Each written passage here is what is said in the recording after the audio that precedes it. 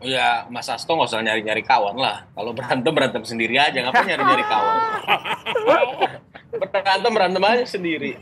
Ya, kalau nyari-nyari kawan. Kecenderungannya adalah kira-kira orang yang semula menjawab Anies itu akan lebih besar kecenderungannya ke arah mendukung Prabowo. Nanti saya tunggu Om Ade Armando aja masuk saya nanti lawan Mas Ganjar.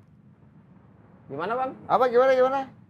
Gua tunggu aja koalisi Mas Ade Armando. Nanti kita lawan Mas Ganjar. Ketika di survei November, dia hanya berlaku di November. Dia nggak berlaku di Desember, Januari, termasuk Februari. Termasuk juga yang harus dipikirkan adalah potensi golput.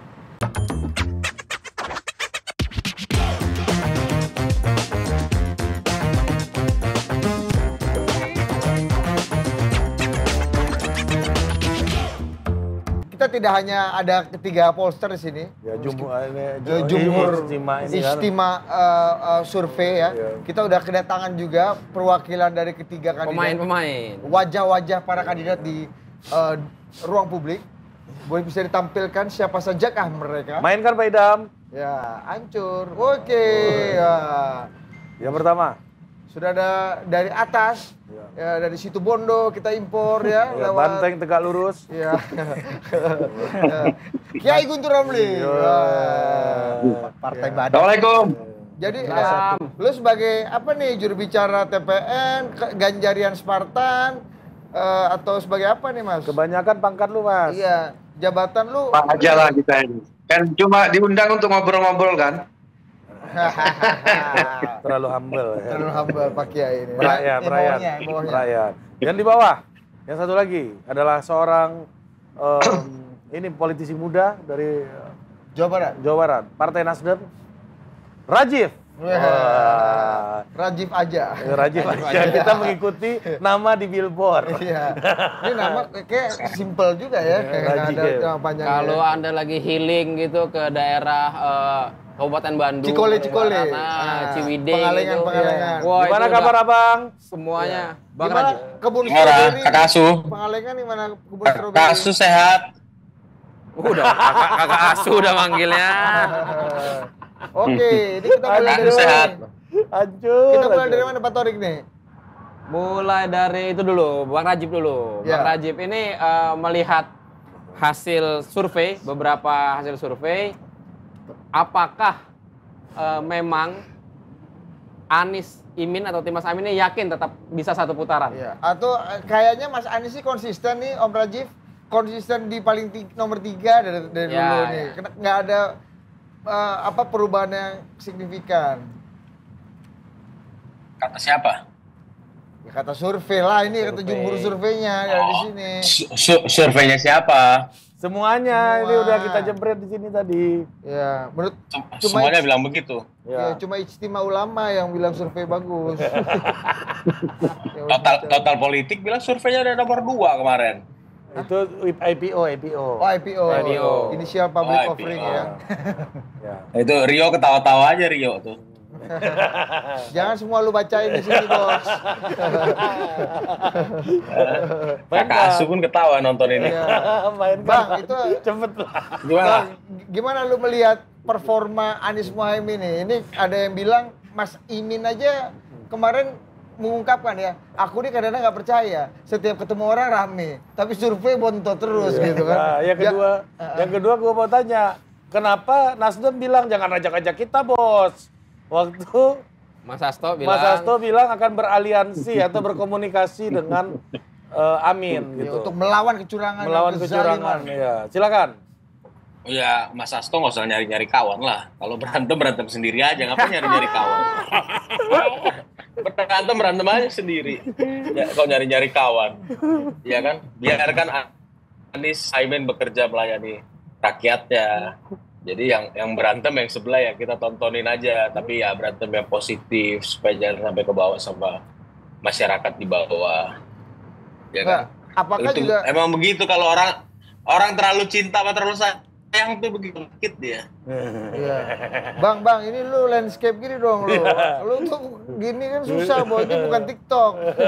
Lu balik Nah, itu. tuh Martin tuh. Ini Jadi miring kok. Ini cuma total Lu politik. rotate dong. Ya, oke kita ke Mas Guntur dulu lah sambil lu memperbaiki nih ya. Mas Guntur, ini Udah nggak dibayar perintah-perintah lagi. ya ampun. Live ini Bang, Ini live. Bang, live. Tolong. Ya, Mas Guntur. Enggak, Om Guntur. Udah nggak Ya, dibayar kita ini sama mereka. Ya, Mas Guntur. Udah, kita Betul. dimatiin Ya. dulu nih. Kelahi jangan ajak-ajak tuh katanya Mas Guntur. Ya, jadi saya mau komentar dulu soal itu ya, soal judul acara malam ini terkait dengan adu balap survei dan realita di lapangan ya. Pertama saya ingin komentar soal hasil beberapa lembaga survei yang menurut saya memang sudah mulai membingungkan ya. Dan kita juga sendiri juga mulai waspada dengan hasil-hasil survei yang ada, bukan untuk menolak atau tidak percaya, tapi ini kan sudah mau mendekati kampanye kemudian pemilihan, jadi kita juga harus melihat secara kritis ya hasil-hasil survei yang ada. Misalnya saya bandingkan saja antara dua survei yang memenangkan Ganjar atau yang memenangkan Prabowo. Pertama itu dari surveinya Indikator. Ini jarak waktunya bersamaan ya. Kemudian juga hasilnya tapi sangat berbeda. Survei Indikator itu tanggal 27 Oktober sampai tanggal 1 November 2023. Kemudian jumlah respondennya itu 1.220. Hasilnya itu Prabowo 39,7, Ganjar Mahfud 30%, Amin 24,4%. Kemudian di survei yang hampir bersamaan, bahkan sama ini ya, Carta Politika. Carta Politika ini tanggal 26 hingga tanggal 31 Oktober. Ya. Ini respondennya lebih banyak, 2.400. Kemudian hasilnya, Ganjar Mahfud 36,8. Kemudian Prabowo 34,7. Aduh, hilang suaranya. Sebentar Mas Guntur, suaranya. Mas, jangan di-mute Mas. Bersamaan. Oke. Ya, kemudian hasilnya sangat berbeda.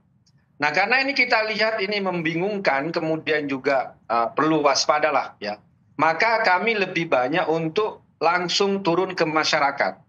Dan ini kalau kita lihat bagaimana aktivitas Mas Ganjar yang tidak pernah lelah, kemarin itu dari Papua, dan hari ini hadir di acara di UNER di Surabaya, dan yang hadir itu adalah Mas Ganjar, kemudian Mas Anies sama Caimin, kubunya Pak Prabowo dan Pak Gibran tidak ada, ya, tidak tahu alasannya kenapa.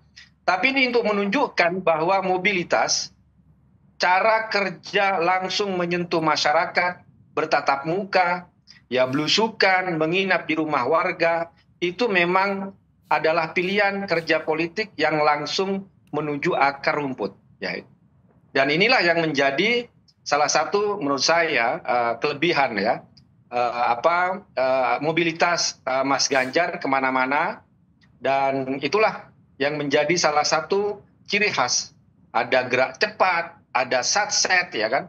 Kemudian juga ingin menangani seluruhnya dan bertemu langsung dengan masyarakat. Nah, ini yang membedakan misalnya ya dengan citra misalnya seperti Gemoy ya, Gemoy yang ada di kubu lawan, dan ya untuk menunjukkan, untuk menutupi kelemahan dan mobilitas yang sangat terbatas ya dengan gimmick-gimmick seperti tadi. Nah, kemudian juga tadi juga menarik ketika disampaikan bahwa soal keprihatinan, kegelisahan dari dinamika politik akhir-akhir ini pasca putusan MK yang sudah diputuskan bahwa itu pelanggaran etik berat, sehingga Anwar Usman, pamannya Gibran, itu harus dicopot dari ketua MK. Nah, ada gerakan-gerakan, kita melihat ada guru bangsa, ada para kiai, ada para ulama ya. Dan itu sekali lagi saya ingin juga menanggapi Mas Rio tadi, itu tidak pernah ditunggangi oleh PDI Perjuangan, oleh partai. Tapi itu merupakan protes-protes, suara kegelisahan yang memang muncul di masyarakat. Apalagi kita lihat itu adalah tokoh-tokoh yang tidak pernah misalnya punya tendensi atau motif-motif duniawi. Misalnya seperti Mas Gun sudah 80 tahun lebih, ada Mbak Ome istrinya Cak Nur, kemudian ada Gusmus sendiri di situ, ada Romo Magnis. Ini kan orang-orang yang selama ini kita lihat sudah berjarak dengan hal-hal yang bersifat duniawi, apalagi soal pilihan-pilihan partai politik atau dekat dengan politisi.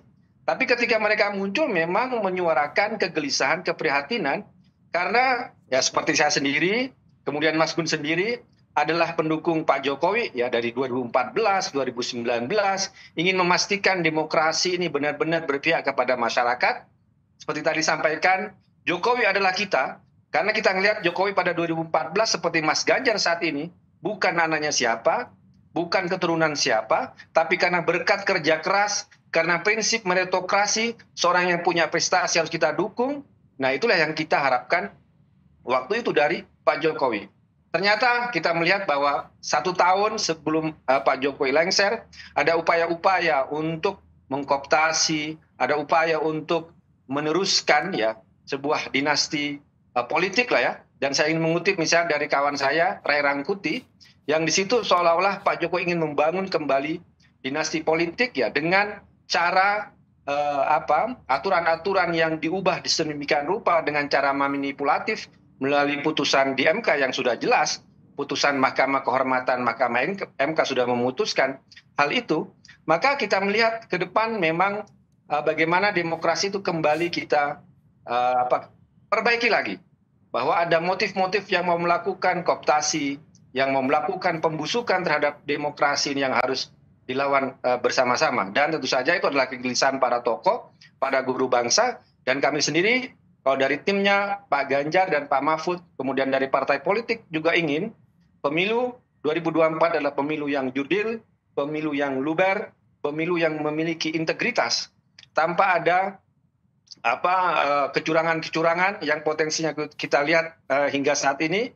Ada pencopotan baliho Ganjar Mahfud di mana-mana, kemudian kantor PDI Perjuangan di beberapa daerah didatangi oleh aparat-aparat kepolisian, kemudian kantor KPUD harus dipasang CCTV dan yang terkonek dengan Polres setempat, dan itu tidak hanya gambar yang resolusinya tinggi, tapi juga harus bisa merekam suara. Ini kan masalah. Gimana nanti KPUD akan rapat kalau seperti diintai melalui CCTV yang di situ juga terhubung dengan polisi. Padahal 2019 itu hanya ketika ada penghitungan suara. Tapi sekarang kenapa jauh-jauh hari ada instruksi seperti itu? Kemudian mendatangi beberapa kantor relawan, kemudian juga partai. Ini kan 2019 hampir tidak ada cerita-cerita seperti ini. Kenapa hal ini dilakukan pada saat ini? Kemudian mobilisasi aparat desa, kita lihat misalnya kemarin di acara Desa Bersatu, kalau kita lihat dari undangan adalah dukungan dan deklarasi kepada Prabowo dan Gibran, kemudian dari ID card, kemudian seragam-seragam panitia yang dipakai, kemudian dari video yang saya sebarkan dari MC di acara itu, menunjukkan bahwa mobilisasi dari aparat desa sudah luar biasa untuk memenangkan ya pasangan Prabowo dan Gibran. Nah, kita ingin memastikan bahwa Ganjar Mahfud ingin menang secara terhormat, ingin menang secara bermartabat, dan kita bisa uji rekam jejak dari calon-calon yang ada, dan kita sangat percaya diri bisa memberikan putra terbaik Indonesia untuk masa depan Indonesia yang lebih baik ke depan. Demikian. Oke, mantap. Oke Mas, Mas Guntur, kita langsung aja dulu ke Bang Ade ya. Halo Bang. Di mute Bang Ade. Suaranya belum Bang. Main kan Bang? Ya saya baru masuk ya, sorry. Nah, Oke, ini Bang soal tuduhan kecurangan pertama, kedua survei yang kalau Unggul lah, nggak mau dibilang dia, manipulatif lah ya. Nah, yang ketiga ini soal kasus Anda ini tolong diupdate juga Bang di sini Bang. Oh iya, Ya, 200M ya. kan rame di medsos saya lihat kemarin Bang. Silakan Bang Ade. Sorry saya agak batuk ya. Gak apa-apa Bang. Iya Bang Ade. Pertama soal kecurangan, saya setuju ya dengan argumen-argumen yang mengatakan atau pandangan yang mengatakan bahwa kecurangan tidak boleh terjadi dalam pemilu kita kali ini, dan perlu ada mekanisme untuk mengontrolnya yang menurut sebagian pihak sebetulnya itu bisa meminta agar Bawaslu turun tangan kan. Jadi saya tidak ingin membela siapapun ya. Kalau misalnya memang ada kecurangan yang dilakukan oleh pendukung Prabowo dan Gibran, yaitu dilaporkan, memang penting dilaporkan. Jangan sampai kemenangan siapapun kali ini, kemenangan pihak manapun, itu nantinya dicederai dengan tuduhan bahwa di lapangan terjadi kecurangan-kecurangan yang semakin saya terlibat sekarang dalam dunia politik, saya semakin sering dengar tuh bahwa itu sebetulnya bukan hal yang jarang terjadi ya. Bahkan sampai ke penghitungan suara pun itu harus dijagai terus. Jadi memang saya serius sudah diingatkan bahwa kita harus punya saksi-saksi yang cukup agar tidak ada manipulasi suara nantinya. Jadi untuk jawaban pertama mudah-mudahan cukup menjawab ya. Bahwa buat saya bisa, karena kedua belah pihak sekarang, maksud saya ketiga belah pihak barangkali ya, baik kubu Ganjar maupun kubu Prabowo dan barangkali juga kubu Anies, sekarang sudah mulai terdengar cerita-cerita tentang misalnya dalam kasus yang tadi disebut oleh Mas Guntur itu ya, soal apa desa gitu ya. Kemudian tapi kita juga dengar ada misalnya bupati di mana Majalengka ya. Kemudian ada Bupati Sorong yang juga, kalau Bupati Majalengka bahkan sudah dinyatakan bersalah, kalau tidak salah. Koreksi saya kalau saya salah. Jadi itu di awal, bahkan sebelum masa kampanye dimulai, sudah terjadi nih hal-hal yang mencurigakan semacam itu.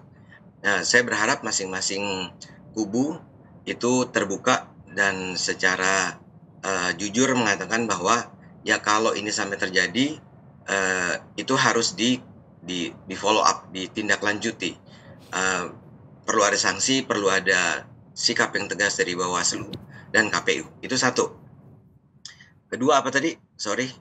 Survei Bang, survei. Hasil survei. Ya.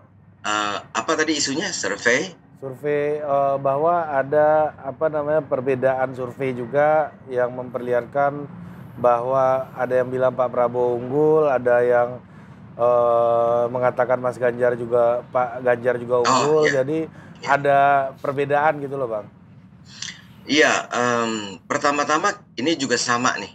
Kita harus akui bahwa mungkin sekali ada survei-survei yang sebetulnya manipulatif ya.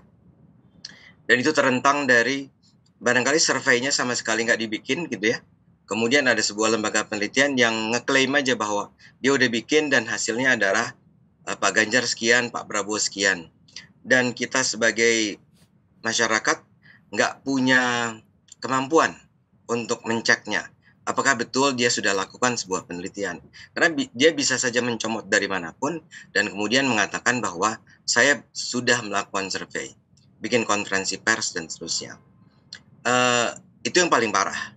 Kemungkinan yang lain adalah sebetulnya surveinya dia lakukan tapi dengan tidak memenuhi metodologi yang seharusnya ya.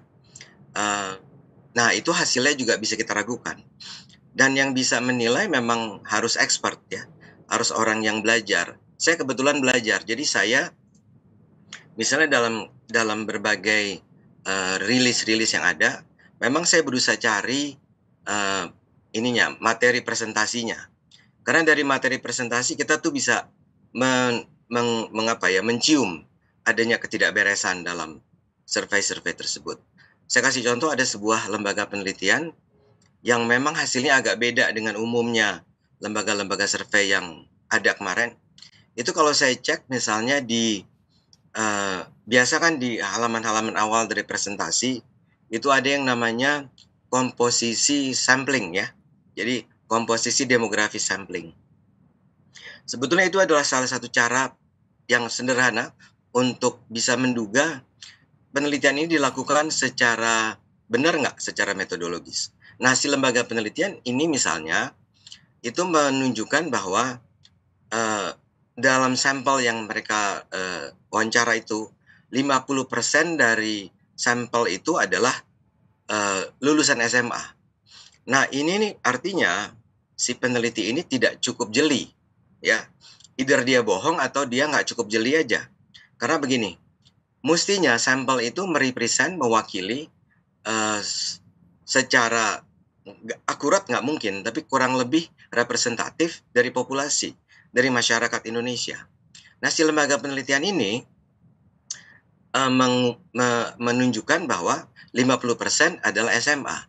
Itu jauh banget dari komposisi pendidikan terakhir dari masyarakat Indonesia. Di Indonesia itu sekitar yang lulus SMA itu sekitar 20-an ya. Nah, jadi ketika Lembaga apa, Bang, kalau boleh di-share, Bang? Apa tuh yang Yunarto itu apa namanya ya? Carta Politika. Carta Politika ya, Karena saya tertarik sekali untuk menguliknya karena kan hasilnya berbeda jauh dari SMRC ya. Saya selalu punya kecenderungan untuk ada lembaga penelitian yang saya akan cenderung saya percaya, itu SMRC, Indikator, kemudian LSI dua-duanya ya, kan ada LSI-nya Lembaga dan lingkaran. Ya. Lembaga dan lingkaran. Kemudian Poltrek ya, Kompas ya. Nah, itu yang kurang lebih saya gunakan sebagai panduan yang paling saya gunakan sebagai reference tuh kira-kira angka itu. Nah, Carta tiba-tiba beda sendiri kan. Ya. Makanya saya baca ininya metodologinya, pertanggungjawaban metodologisnya.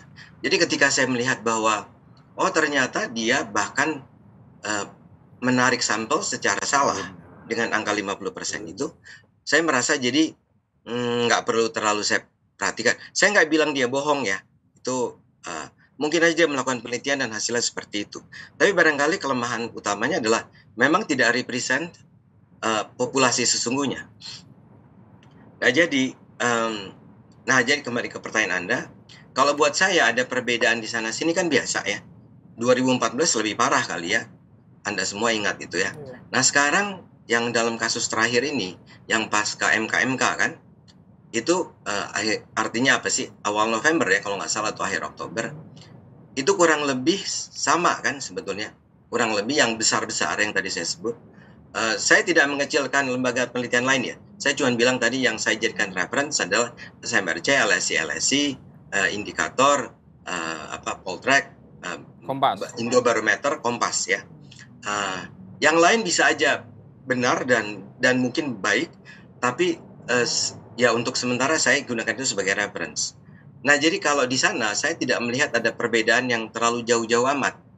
Memang misalnya SMRC itu agak kemenangan Prabowo-nya itu ya barangkali karena faktor itu melalui telepon juga ya. Itu jauh banget kan. Kalau nggak salah, koreksi lagi saya kalau saya salah. Kalau nggak salah 20%-an ya. Yang lain nggak sebesar itu. Tapi kurang lebih ya seperti itulah angkanya.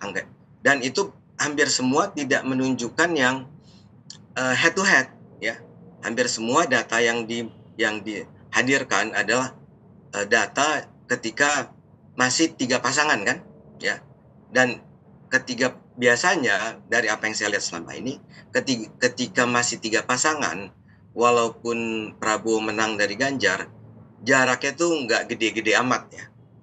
Tapi begitu dihilangkan pendukung Aniesnya, kecenderungannya adalah kira-kira orang yang semula menjawab Anies itu akan lebih besar kecenderungannya ke arah mendukung Prabowo. Jadi buat saya it's bukan sebuah isu yang terlalu penting kalau bahwa ada perbedaan-perbedaan.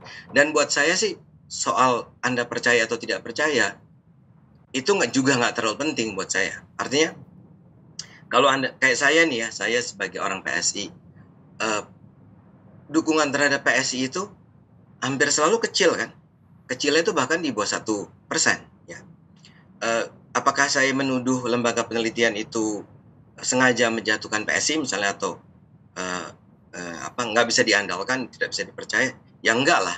Saya justru menganggap itu angka yang harus sangat diperhatikan oleh PSI ya. Jadi buat saya kalau angkanya 1, sementara yang saya senang SMRC itu terakhir menyebut PSI itu sudah di atas 2,3 kalau nggak salah. Nah, jadi kembali ke tadi, ya udah kalau nggak percaya juga nggak apa-apa. Ini kan cuma si lembaga penelitian lagi menunjukkan potretnya sekarang itu seperti ini loh ya.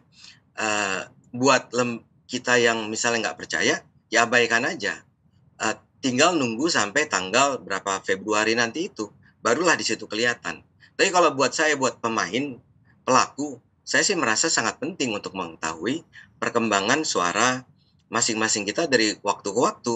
Supaya kita tahu misalnya kayak yang terakhir ini kan, misalnya gini, kan penelitian nggak harus selalu bertanya tentang Anda dukung siapa. Tapi sekarang gini, Mbak Puan baru aja bilang kan, saya pengen tahu tuh apa efek dari serangan Pak Ganjar terhadap pemerintah, terhadap suara Ganjar. Gimana cara jawabnya? Menurut saya cara jawab yang terbaik adalah dengan penelitian, ya, dengan survei. Bisa kuantitatif, bisa kualitatif. Tapi buat kebutuhan sekarang, saya merasa sih seharusnya dengan kuantitatif aja, dengan survei nasional, pakai berapa ribu, 1.500. Ya. Oke, yang ketiga soal isu gugatan Anda dengan PDI ini gimana, Bang Ade? Oke, kalau itu gini, tadi kan baru aja saya datang lagi ke Pengadilan Negeri Cibinong ya. Itu tahapannya adalah sebenarnya tahapan mediasi. Nah, tahapan mediasi itu diwajibkan tapi dalam perkara gugat-menggugat ini ya. Nah, di dalam ternyata ada sebuah peraturan MA yang menyatakan bahwa kalau ada dalam tahapan mediasi ya, setiap pihak penggugat dan tergugat itu saya ya, penggugat adalah Pak Hasto dan Pak Yosana Lawli ya, mewakili PDI. Itu harus menunjukkan itikat baik ya. Nah, salah satu ciri itikat baik adalah hadir pada saat persidangan. Jadi persidangan mediasi itu seharusnya saya datang sebagai tergugat dan Pak Hasto dan Pak Yasona itu seharusnya datang ya. Nah, tadi yang hadir cuma saya dan kuasa hukum tentu saja. Dari pihak PDIP yang datang itu hanya tim kuasa hukum. Sehingga kata si mediator tadi dikatakan bahwa nggak bisa gini ya.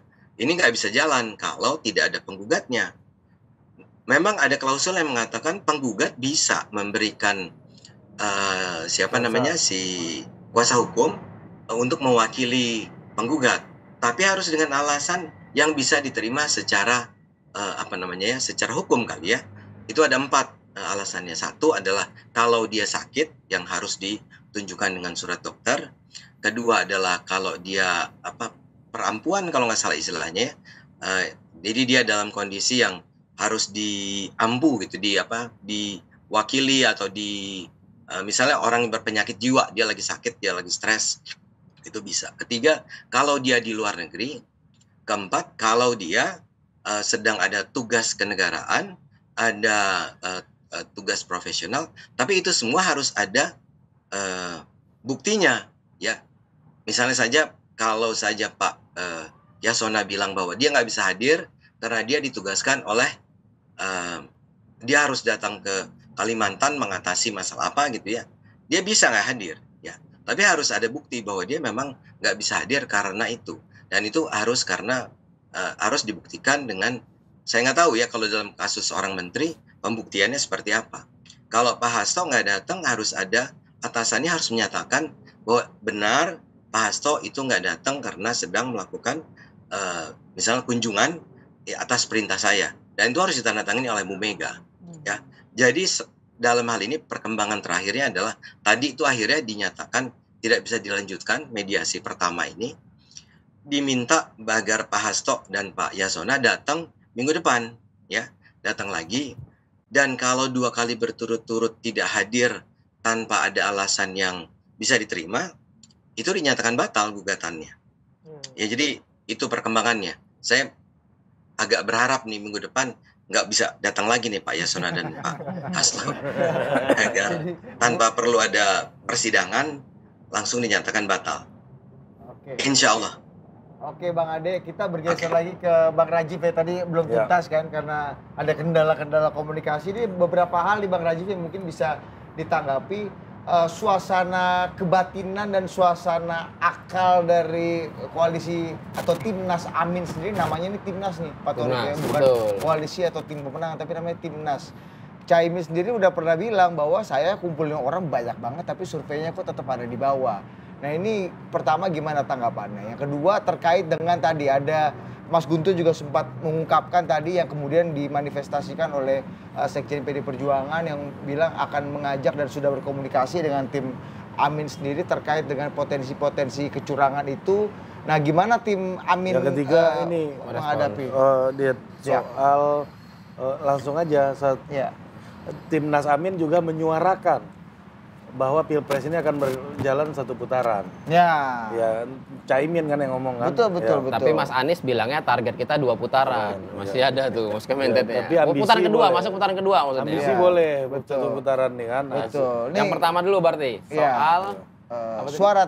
Ini nyambung ke tadi Ya. 1 putaran ambisi. Oh ya, Dan bisa ada disambung. anomali antara survei dengan realita nih di dalam benaknya koalisi Amin nih gimana nih, Bang Rajib? Silakan. Jadi begini Pak Budi, Pak Ari. Memang kita ini juga bingung. Kok setiap acara rame banget, tapi di survei paling kecil banget dia. Jadi ya gimana ya, tapi sebuah realita, sebuah emosi publik ini tidak bisa dibohongin. Emosi publik terhadap pasangan Amin ini ya tanpa dibayar, datang secara sukarela, tidak menggunakan dalam tanda kutip perangkat-perangkat di daerah, tapi ya ternyata antusiasnya masyarakat ini kan benar-benar bisa dibuktikan, benar-benar dibuktikan kalau pasangan Anies adalah harapan perubahan untuk Indonesia nanti. Ya artinya kita mensyukuri karena itu hasil kerja mesin partai, para relawan, dan tentunya kenapa kita membuktikan ini rame, antusias rame, mungkin masyarakat itu pengen mengebuktikan juga sama para lembaga survei yang selalu mengecilkan pasangan Amin. Saya rasa begitu. Iya kan? Jadi saya rasa begitu. Soal keterangan apa tadi, Mas Hasto? Jadi Anda mengadu domba lembaga survei sama rakyat ini Bang? Ya, nanti kan tinggal kita lihat gini. Dulu Gubernur DKI, coba saya tunjukin mana lembaga survei yang bilang Anies itu menang. Lembaga kredibel. Coba cari beritanya, coba cari TV mana yang mengatakan kalau Anies itu menang jadi Gubernur DKI. Kalau putaran kedua banyak, Bang. Iya kita. Ya, Kalau putaran kedua kita kan Kalau putaran kedua banyak Bang. banyak yang prediksi menang. itu anak bayi juga tahu. Putaran pertama yang kita bahas. Putaran pertama kan tidak menang. Iya. Putaran pertama Ahok yang menang. Ya artinya surveinya kan dibilang paling kecil juga. Iya. Ya nggak? Pak Iya, Budi, Pak Ari. Kan survei dibilang paling kecil, paling kecil, ya kan? Benar lu, Bang, Sama benar lu, juga Bang. kayak Sebelum Pilgub tsunami itu. Pilgub Banten. Pilgub Banten. Sebelum tsunami Elmanda. Pilgub Banten waktu Wahidin sama Andika itu juga kalah sama Ranor Karno. Tapi ternyata yang jadi gubernur siapa? Wah, Iya. Ya udah. Terus ente pada masih percaya itu? Yang kita percayakan tuh hasil surveinya periode TPS. kapan. Kita lihat, jadi day per day itu akan bisa menjadi suatu perubahan signifikan.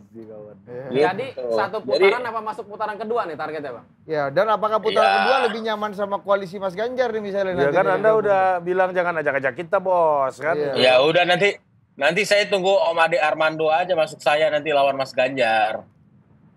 Gimana, Bang? Apa gimana? Gua tunggu aja koalisi Mas Ade Armando, nanti kita lawan Mas Ganjar. Gitu. Jadi friendly match kita. Jadi friendly match. Jadi Om Ade nggak usah pusing-pusing masalah gugatan itu. Mana ada yang berani sama ketum PSI? Tenang aja. Fokus aja nyaleknya. Jadi balik Bang Rajib nunggu koalisi Bang Ade Armando untuk ngelawan Mas Ganjar. di putaran kedua. Iya, berarti yang Ya, gabung masuk ini putaran kedua. Dia masuk Nggak, putaran- pokoknya gini. Nggak, gini. Saya tunggu lah pokoknya antara mereka berdua. Antara mereka berdua yang gabung. Pokoknya kalau udah plak tanggal 15 atau 14 sore hubungin Wabendum Timnas, saya beres itu barang. Siap. berubah-berubah ente nih. Nah, ini terkait Tapi tadi itu kenapa Menarik, menolak itu? Jangan ajak-ajak kita bos, nah, gitu loh. iya, padahal kan concernnya Ya, yang mana? isunya isu mulia nih soal kecurangan, Kecurangan, netralitas, iya. ya kan? Gini, kecurangan dan netralitas hari ini masyarakat sudah peka, sudah tahu, iya kan? Mereka hari ini udah pintar. Sosmed itu urusan 1 detik aja salah buang sampahnya di jalan kemana-mana itu video, apalagi kecurangan. Jadi ini semangat kita bersama untuk melahirkan pemimpin yang hasil demokrasi, benar-benar pilihan rakyat, dan dengan cara proses yang benar. Jadi menanglah dengan cara proses yang benar. Masalah kecurangan dan lain-lain ya itu tugas semua koalisi lah. Tugas koalisinya Mas Ade, koalisinya Mas Guntur, dan koalisi kita ya kita sama-sama jaga kan, kita putra-putra Indonesia, Siap, warga negara Indonesia. Ya. Jadi Bang. kita harus jaga. Mana Jim? Bang, tapi Gimana? kenapa nih Yo. Bang Hermawi Taslim sampai bilang jangan cengeng gitu ke Mas Hasto. Padahal kan harusnya kalau isunya sama, concernnya sama, ya terima aja gitu kan. Jadi nggak usah bilang mungkin mengeluh, cengeng atau apa tadi tuh. Oh nih, sebaiknya kami anjurkan marilah Ya. kita membangun kemandirian, jangan cengeng dikit-dikit ngeluh, katanya kuat, katanya mau menang. Kok dikit-dikit ngeluh kok dikit-dikit. Nah, kata Bang Hermawi Taslim nih. Itu kenapa begitu sih, Bang? Betul itu ya. Jangan dikit-dikit jangan dikit-dikit komplain, ya kan? Jangan patroli dibilang operasi. Kan gitu, kayak di Solo. Padahal patroli kantor Nasdem pun dipatroli, tapi nggak ada Nasdem teriak-teriak. Oh, Nasdem juga ada. Iya, itu memang tugasnya Polri dalam masa pemilu itu menjaga seluruh kantor partai. Jadi itu cengeng. Jadi jangan cengeng. Dulu kamu menggunakan itu kamu nggak teriak-teriak. Sekarang kamu digituin kamu teriak-teriak. Gimana sih? Apa nih? Jadi pokok. Lanjut. Iya kan? Lanjut. Banyak headline. Jangan iyakan ke kita tuh, itu kan urusan lo. Kenapa iyakan ke kita, Enten? Kita kecurangan. Udah kayak Bang Julpan kelakuan tuh gue lihat Bang. Iya kan? Mana kita tahu. Nah, ini balik lagi, kalau masalah kecurangan, itu tugasnya seluruh rakyat Indonesia agar kita mempunyai presiden yang menang dengan cara-cara baik. Menang memang kehendak rakyat, siapapun itu nanti yang menang. Pokoknya saya siap menampung siapapun yang kalah itu untuk masuk putaran kedua gabung sama Amin. Oh gitu itu maksudnya. Oke, langsung beda gitu. beda. Mas Guntur Mas Gun Romli. tanggapi Tanggapi dulu. dulu nih, Mas. Iya. Jangan Iya. patroli dibilang operasi, itu cengeng. Nah, itu gimana tuh, Mas Gun? Enggak. Kita bisa bedakan mana patroli dengan mana bentuk intimidasi. Jadi karena 2019 kan Mas Rajib ini kan bareng kita juga di 2019 kan. Kan tidak pernah kita melakukan hal-hal seperti itu, ya kan? Menggunakan aparat untuk datangi kantor partai ini buat apa? Apalagi kantor relawan.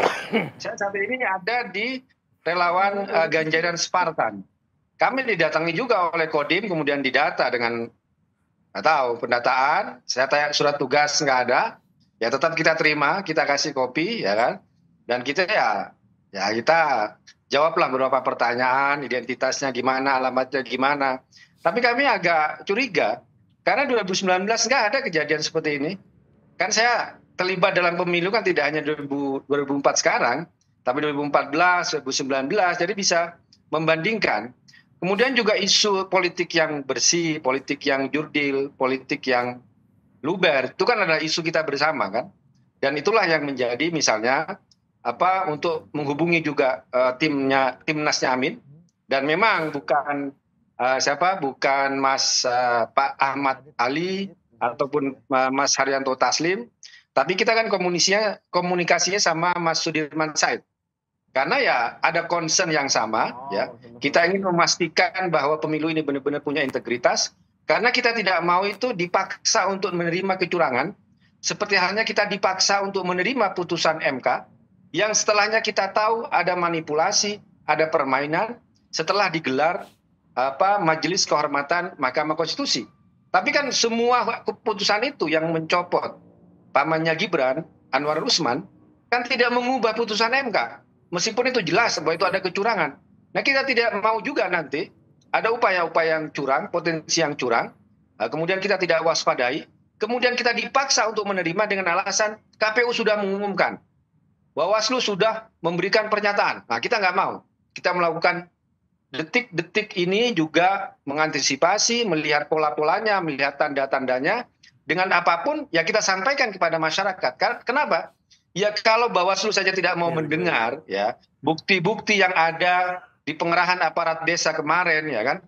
Ya kita lapornya ke masyarakat. Kita lapornya melalui media sosial. Kita sampaikan nih ada terjadi seperti ini, nih Bawaslu tidak mau melakukan tindak lanjut dari temuan-temuan yang sudah tersebar di media sosial, ya kan? Kemudian juga nih ada aparat yang juga datang, kita sampaikan, bukan untuk istilahnya merengek atau apapun, karena kami tahu dalam demokrasi rakyat adalah yang paling tinggi. Karena itu segala laporan, segala curhatan kami akan sampaikan ke masyarakat agar masyarakat paham, dan kami tidak mau lagi dipaksa untuk menerima kecurangan seperti halnya kami dipaksa menerima memaklumi putusan MK yang jelas-jelas curang dengan meloloskan Gibran. Itu aja. Terima kasih. Bang Ade, dikit tanggapi Bang soal tadi tuh Dipaksa menerima keputusan MK ini Bang. iya, termasuk juga soal cengeng ini, Nasdem malah bilang ini cengeng gitu kan. Dan sudah ditunggu sama Bang Rajib Bang di putaran kedua. Iya, saya termasuk orang yang setuju ya dengan pernyataan Pak Jokowi agar jangan terlalu drakor lah sekarang ini. Terlalu itu kan sejalan ya dengan pernyataan terlalu cengeng, playing victim gitu ya. Iya, kita sadar bahwa kita setuju bahwa kalau sampai ada kecurangan itu harus memang pihak yang merasa dicurangi atau bahkan pihak yang merasa tidak perlu dicurangi tapi merasa bahwa pemilu harus berjalan dengan adil, itu ya memang harus berbicara, bersuara dan mencari keadilan. Kayak kita kan tidak pernah mempersoalkan ketika ada upaya untuk menggugat MK kan, MK itu. Ya kita nggak marah tuh, kita nggak ada mempersoalkan itu sebagai sebuah upaya untuk memberangus Gibran atau siapapun kan. Ya tapi kalau hasilnya sudah keluar dan hasilnya ternyata memungkinkan tetap mempertahankan keputusan agar Gibran itu bisa menjadi seorang cawapres ya, ya sudah dong gitu ya, jangan terus diperpanjang lagi dengan isak tangis gitu ya, bikin video-video yang dramatis lah pokoknya. Jadi dan barangkali kalau kita bicara tentang koalisi, memang koalisi tidak merasakannya langsung, tapi kalau PSI sih merasakan langsung juga kan. Ada banyak baliho-baliho kami, spanduk-spanduk kami yang sudah diturunkan ya, dan kemudian teman-teman sih bilang ya memang mungkin ininya adalah argumennya karena ini belum masa kampanye sehingga nggak bisa juga kita menggugat itu sebagai sebuah langkah yang tidak adil ya. Kalau PSI bahkan jauh hari sebelum ini juga, misalnya ketika era verifikasi faktual dulu akhir tahun lalu, PSI juga menjadi korban dari adanya upaya-upaya yang menurut saya kotor ya untuk mencegah agar PSI jangan sampai maju ke pemilu ya. Untung kita berjuang juga. Itu siapa tuh Bang? Siapa tuh yang Abang duga itu yang bermain tuh? Kalau itu Anda nggak boleh memprovokasi saya. Nanti Enggak, Abang kan yang memprovokasi kami Abang. ya salah. Hati-hati, mereka tuh provokator semua itu. Malah kami yang Nah, bilang. itu. Abang memancing kami menciptakan prakondisi untuk kami memprovokasi selanjutnya ini loh. Ya. Enggak. Bud, Ri, lu sadar dong, ini ada psikologi orang yang lagi digugat 20 miliar. Iya. Mana. Kalau Iya. bikin kayak baru gua ngomong lagi sekarang, Udah beres itu sama ketua. Itu ditalangin sama ketua PSI nanti. jangan dong, kesian lah dia. Iya. Masa harus Dan Jadi penyelesaian Apa 0, aja itu di belakang 0, Iya. dan Oke. penyelesaian hukum versi Ade Armando adalah pertemuan mediasi kedua nggak datang. Jadi kasus Oh ya hukum. udah Bang, nanti pas yang mediasi kedua nggak datang aja kita bahas Bang. Bahas lagi aja. Iya. Oke. Nggak, tapi kembali ke tadi saya Oh, sih masih. setuju. Oke. Nggak, saya cuma bilang don't get me wrong ya, saya merasa bahwa iya kalau ada ya sebuah kejahatan sungguhan gitu ya. Ada sekarang kan lagi isu baru lagi nih, permaisuri gitu ya. Iya. Ada isu-isu Ibu Suri. Bu Suri, gimana Ibu Iriana ternyata adalah orang yang berada di belakang segenap dinasti politik. Ya buat Seru saya juga kan ya. itu menggelikan lah ya. Tapi jahat karena saya membayangkan betapa pasti sakit hatinya ya Pak Jokowi, Bu Iriana, anak-anaknya. Sementara sebetulnya laporan tersebut nggak juga cukup jelas menggambarkan bahwa Bu Iriana adalah mastermind dari ini semua. Jadi kita berhenti untuk drakor tadi. Kalau dalam pandangan saya senang kalau sampai pihak Amin itu sikapnya adalah udah jangan ajak-ajak kita dong, kalau lo mau bikin drakor bikin aja drakor versi kalian gitu ya, nggak usah bilang bahwa Iya, kita bikin aja. Kalian berantem aja, saya mau menang. Kalian berantemnya berdua. ya itu kan kita juga nggak mau berantem itu bang, itu Santai bang, tar Nggak ditanya Rajib ini. Gonong aja Anda ini kayak bajai.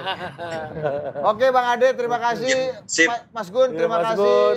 Bang Rajib, terima Sama-sama. kasih. Makasih Bang. Oke, Sama-sama. Kang Thank Sia. you. Ya, udah kita pula yang dituduh provokasi Bang Ade, jelas-jelas dia provokasi kita.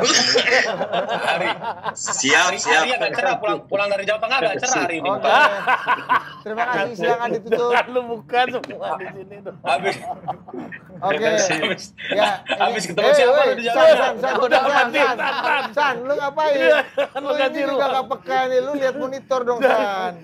Jangan lu kasih ruang terus gocek kawan. Keliaran di lapangan luar ini jangan lu masukin ke dalam lapangan Ini barang liar nih bos. Ya, oke, kita masuk ke sesi terakhir. Terakhir, Iya. putaran terakhir untuk Polster. Jadi merespon sikap ketiga kubu ini soal survei, termasuk tadi soal kebingungan kenapa kok masih kecil, lalu menyeret isu survei di Pilgub DKI 2017 dan juga Banten. Iya. Mungkin bisa direspon dulu dari Mas Dan Ikram. pertanyaan gue terakhir juga mungkin untuk ketiganya, dan apakah momentum politik dinasti tadi MK ini akan berangsur-angsur menggelinding menjadi bola politik yang bisa menjadi game changer juga. Seperti mungkin ketika kita mundur ke 2016-2017 ketika ada isu Al-Maidah. Al-Maidah. Misalnya. Yang jadi game changer politik pada akhirnya. Pak Iya. Ikram. Kalau saya pertama di pertemuan ini menarik ya. Karena istimewa survei ini termasuk politisi dua tadi kan juga mengamini survei sebagai referensi. Tiga. Tiga. Iya. Yang tiga ini cenderung. Yang lu anggap gak politisi yang mana tadi? Yang lu anggap gak politisi yang mana tadi? Tiga politisi ini kan juga sepakat dengan survei. Iya, tiganya ada yang Tapi dua, satu bingung. dua eksplisit, Satu waspada. dalam hati. Tiganya kan satu waspada, satu bingung, Iya. tiga jadi pegangan. Ya, sebenarnya yang waspada tadi kan lebih mencermati survei karena ada satu yang beda. Ya, dari hampir 10 lembaga survei ada satu yang beda. Tadi juga ada yang men-challenge ya, Bang Ade. Saya pikir itu ruangnya di konsekuensi di nama baik lembaga. Nama baik lembaga dan termasuk ada asosiasi. Kalau kita ada AROPI, di yang lain juga ada Persepi ya, bisa di-challenge di situ. Kemudian terkait perbedaan hasil survei, memang begini ya, survei itu hanya berlaku di time frame tertentu. Ketika di survei November, dia hanya berlaku di November. Dia nggak berlaku di Desember, Januari, termasuk Februari. Termasuk juga yang harus dipikirkan adalah potensi golput. Misalnya di Voter turnout. tadi dikatakan Bang Rajiv ini paling tinggi Amin ya. Jangan sampai golput besar juga di situ kan gitu. Nah, klaim-klaim itu ya. Kalau antara apalagi selisihnya tipis ya. Kecuali memang selisihnya cukup jauh, kemudian terjadi golput hanya di satu. Walaupun itu sulit juga terjadi. Ya, tapi mungkin aja ada yang menganggap sudah kuat dan gak TPS. Itu kita harus diyakinkan juga pemilihnya bahwa harus memanfaatkan momentum untuk mencoblos. Jadi untuk memastikan elektabilitas itu tidak tergerus. Bertambah boleh, tergerus jangan. Ya. Jadi itu satu time frame-nya pasti berubah. Ya, karena ada dinamika setelah itu. Yang kita nggak tahu tadi disebut debat, kemudian menjelang akhir ada kayak dulu tuh ada Ratna Sarumpait menjelang kan. Ada banyaklah hal ya, misalnya ada isu-isu personal, sentimen. Cuman memang saya pikir para ketiga kandidat ini belum maksimal mengupgrade potensi campaign personalnya. Yang dalam artian upgrading, bro. Upgrading saya pikir perlu masih punya Ini lebih ke proposal lembaga konsultan Iya. untuk para kandidat. Ya. Nah, upgrading Kalau ini ini di pileg juga perlu. Apakah calon DPD juga Biar marketnya makin luas kan. upgrading ini artinya diferensiasi harus jelas. Kalau udah ceruknya udah di situ harus cari ceruk lain dong. Oh bisa tuh diatur Bisa strateginya. diatur. Tergantung. Tergantung paket yang diambil. Mungkin itu. Ya, bro. soal game changer tadi, apakah isu dinasti dan apa MK dan macam-macam. Kalau ini saya akan jadi isu momentumnya publik yang masih ada, tapi cenderung sudah mesinnya mulai dingin gitu ya. Kalau mau memanfaatkan itu butuh, kalau social movement harus diandalkan untuk muncul, itu kan publik juga harus melihat bahwa ini betul nggak, relevan nggak dengan semangatnya, atau ditunggangi, kata Bang Rio. Jadi pasti punya kesulitan-kesulitan karena sudah terlewat momentumnya. meskipun tadi kata Mas Guntur yang tampil ke depan adalah para orang-orang Yang tidak punya- ditunggangi. Iya, punya moral tinggi, punya public ethics tinggi dan udah selesai dengan kehidupan duniawi lah kalau kata. Iya, artinya kan orang-orang itu juga kan harus mau mengorganize kelompok, pasukan, kan itu kan juga perlu karena Dan kalau harus nggak ada cepat itu ya, nggak biar bisa nggak kehilangan digerakkan. momentum tadi kalau Betul. kata. Silakan Mas Sadiman menanggapi perdebatan pemain-pemain dari itu. Saya mungkin satu saja yang Barang saya liar tanggapin tadi ya. dari Mas Rajib tadi ya soal survei. Mau ini agak A Rajib, kalau di dapilnya perlu A. ya. Rajib Karena dia ya. turun sama Arafi biasanya. Iya. Soal tadi ya pertanyaan umum, kok dalam pertemuan selalu besar di Makassar, 2 kali lagi di Makassar, sangat besar memang di Surabaya, di Depok bahkan sangat Sidoarjo, besar. Depok. Tapi kenapa di survei tidak? Jangan lupa sebenarnya itu tidak bertentangan. Kalau kita lihat hasil survei, katakanlah kalau kita ambil rata-rata dalam 3 bulan terakhir, 20%. 20% dari 200 juta lebih pemilih itu kan sekitar 40 juta. Iya. Jadi ya udah terrepresentasi misalnya. Kalau kemudian banyak di mana-mana memang basisnya ada 40 juta. Dan yang hadir itu kan paling memang 100 ribu, 200 ribu kan. Tidak mungkin juga di Makassar itu sampai 2 juta atau 7 juta gitu. Pemilihnya tidak sampai segitu. 7 juta. Maka ini mendekatkan kepada momentum sesuatu. Iya. Kalau Agak flashback. ini gua familiar dengan angka 7 juta. ini. Jadi sebenarnya itu tidak bertentangan. Ya memang memungkinkan orang pemilihnya 40 juta kok. Jadi kalau diambil 1% saja dari 40 juta itu udah banyak, udah untuk mobilisasi massa. Jadi itu sesuatu yang tidak bertentangan. Kemudian yang tadi pertanyaan soal apakah ini mungkin terjadi semacam Game changer. ya gerakan sosial ya Oh, gerakan sosial. dari isu ini, menurut saya itu masih ada potensi. Kalau kita belajar social movement itu kan biasanya ada 3 hal kan. Ada soal mobilisasi, resource mobilization. Kemudian ada framingnya menurut saya udah dapat sebenarnya.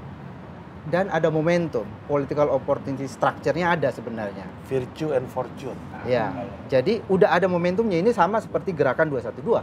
Kalau saat itu tidak ada pilkada, mungkin saja itu walaupun ada frame-nya udah muncul, framingnya sudah muncul, ada panitianya, ada penggeraknya gitu ya. Tapi momentum politiknya tidak ada ketika itu, mungkin juga tidak terjadi. Nah sekarang ini ada momentum politiknya. Ini bisa menarik orang katakanlah yang punya kepentingan politik untuk kemudian mengeluarkan sumber daya untuk melakukan itu. Kalau itu mau dilakukan, bisa saja. Untuk mendatangkan orang 100-200 ribu di Jakarta buat partai politik misalnya, itu sangat mungkin. Jadi peristiwa 212 itu kalau kita lihat dari kacamata politik itu sangat mungkin dilakukan oleh partai politik saja. Dengan isu yang terakhir ini ya, soal dinasti, Dengan soal isu ini dan ini kan MK ya. kalau dulu kan yang mengancam mungkin agama framingnya ya, tapi ini demokrasi. Ini sesuatu yang bisa menggerakkan orang dan kita sudah Dan pernah. seberapa banyak orang yang mau mati karena demokrasi ini? Kalau dari mati untuk agama kita udah tahu di Bukan- mana-mana banyak lah. Bukan soal itu. Yang mobilisasi, saya kira kuncinya Bom bunuh mobilisasi. diri itu Sudah nggak ada ya soal framing, demokrasi. Iya. ada political opportunity structure-nya dapat menjelang pemilu. Ini tinggal kemauan mungkin untuk melakukan mobilisasi. Apa yang membuat orang nggak mau, Mas? Saya tahu. Kita harus bertanya kepada elit-elit misalnya. Ya. Mau melakukan. Kita tidak bisa melepaskan gerakan sosial itu dilepas benar-benar terjadi organik, nggak bisa begitu. Ya. Dalam teorinya harus ada panitianya. Ya. Menurut Anda orang yang akan mendapatkan keuntungan dari peristiwa ini punya resource dan punya kemauan nggak untuk memobilisasi ini? Mestinya kalau mereka teryakinkan bahwa ini bisa mengubah, katakanlah mengubah. Kalau Anda disuruh menyarankan nih, Anda akan bilang ini meyakinkan apa enggak? Kalau saya karena saya melihat bahwa proses masuknya katakanlah calon dari Gibran ini atau ada proses di MK di mana aturan main itu diubah di akhir-akhir dan ini ada hubungannya dengan penyalahgunaan kekuasaan. Menurut saya ini alasan yang cukup buat orang khawatir. Kalau di MK saja aturan saja bisa diubah, kita bagaimana kalau sudah berkuasa? kita nggak bisa menjamin apakah sistem bersama ini akan tetap dijaga, demokrasi ini akan tetap dijaga. Dan kita punya kasus kan di Filipina misalnya, di berbagai negara ada sedang dekadensi demokrasi, dan biasanya dimulai dari sekarang ini trennya itu tidak dilakukan oleh tentara, tapi dilakukan oleh pemimpin yang terpilih. Dan salah satu indikator bahwa demokrasi itu terancam kalau pemimpin yang mau terpilih ini bisa mengubah aturan di tengah jalan untuk meloloskan misalnya. Internal agresor ya. Eksekutif takeover. Iya, itu yang ditulis Stephen Levitsky kan. Kau kasih dulu Dinda. Kan itu biasanya kan. Dinda, buat mobilisasi. Dinda, kau bisa ubah nih aturan ini. Dinda dulu bupatinya Dinda. Bantu dulu abang lah. Percakapan realita ini kan. Biasa Ikram kan di tengah-tengah ini kan. Low politics ini. Iya. Low politics ini. Kasih dulu abang kesempatan. Ya kan. Halo, sapu dulu Om Rio, silakan. Oke, bagian tukang sapu ya. Jadi menarik memang yang dikatakan sama Mas Sudirman tadi bahwa ini ada proses moral etik yang akan ditagih oleh generasi kita di masa yang akan datang begitu ya. Dan ini setuju harus diakui ada presiden buruk. Nah, tetapi di sisi lain memang kejadian MK ini merubah konstelasi politik. Ya harus juga diakui ini juga merubah konstelasi politik, dan potretnya sudah sangat bisa kita baca hari ini ya, bahwa kemudian ada yang mendapat keuntungan, kemudian juga misalnya ada Ganjar justru tidak mendapat keuntungan dari ini, yaitu bagian dari implikasi proses politik yang tidak, menurut saya ya harus saya akui bahwa yang tidak cukup fair begitu ya. Nah, kemudian kita diundang di sini untuk menganalisa kira-kira implikasi elektoral yang terjadi karena kejadian politik yang tadi disampaikan ini itu seperti apa. Nah, saya membuat catatan di sini bahwa klaim satu putaran menurut saya itu agak tidak berdasar dari bangunan premis dari potret survei aja, itu menurut saya tidak berdasar. Kalau gemoy adalah nah, yang kedua bahwa kemudian Ganjar itu turun karena ditinggal oleh Jokowi, saya kira itu juga satu temuan yang tidak bisa juga dibantah. Dan Prabowo kemudian dan Gibran ya, Prabowo Gibran itu juga mendapatkan insentif elektoral dari dukungan pemilih Jokowi, itu juga tidak bisa kita bantah. Kemudian bagaimana dengan koalisi Amin, benar-benar memanfaatkan situasi pertengkaran dan mereka terus membangun narasi-narasi yang ingin tidak terlibat di dalam pertengkaran itu tadi. Itu juga satu keuntungan karena memang pemilih Prabowo juga sebagian itu bergeser ke Amin. Nah, jadi narasi Rajiv yang bilang jangan cengeng, lu ribut-ribut aja dua, jangan gitu-gitu, itu bagian dari game itu. Ya, itu juga menguntungkan dalam kalkulasi politik dari Amin begitu ya. Saya kira ini soal pertukaran aja ya. Dan yang terakhir saya ingin mengatakan bahwa proses ini masih sangat fluktuatif lah, sangat mungkin terjadi dinamika elektoral yang di dalam waktu 2-3 bulan ini tadi. Apakah kemudian misalnya kita juga nggak tahu kan gerakan civil society apakah sudah selesai atau akan tumbuh lagi, kita nggak pernah tahu begitu ya. Cuman tadi concern saya yang Mas Guntur kan sampaikan, ini soal bagaimana PDIP how to handle the crisis saja. Di awal manajemen strategi komunikasinya menurut saya kurang cakap begitu ya. Nah, ini urusan internal tapi dia menyasar ruang publik sehingga publik melihatnya ini ada standar ganda PDIP dalam menjalankan kebijakannya, terutama untuk Bobi misalnya, untuk Gibran dan untuk Jokowi itu saja berbeda begitu ya. Nah, ini yang mempengaruhi bagaimana positioning PDIP Ganjar itu terpengaruh sekali dengan situasi politik saat ini. Itu aja saya pikir. Oke, Paten. Paten. Gua mau memakai closing gua yang biasanya, Dit. Silakan, boleh kan? Boleh. Tidak ada kesimpulan, Anda simpulkan sendiri. Anda udah pintar-pintar, sampai jumpa lagi di Adu Perspektif. Udah lama nih nggak ada closing.